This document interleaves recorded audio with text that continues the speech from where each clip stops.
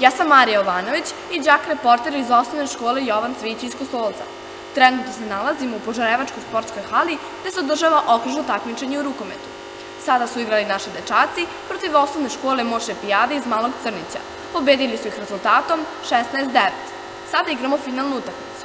Javljamo vam se nakon toga.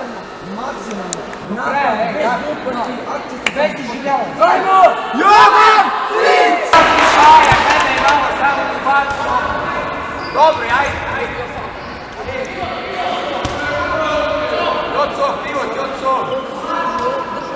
Pazi tu sad, tu će da radi. Pazi, Joco, do kraja s pivotima.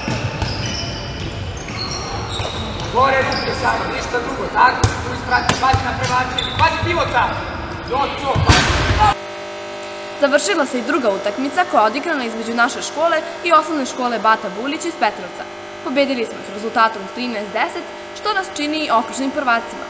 Vidimo se na međuokružnom takmičenju. Za Školski sport Srbije, Marija Jovanović.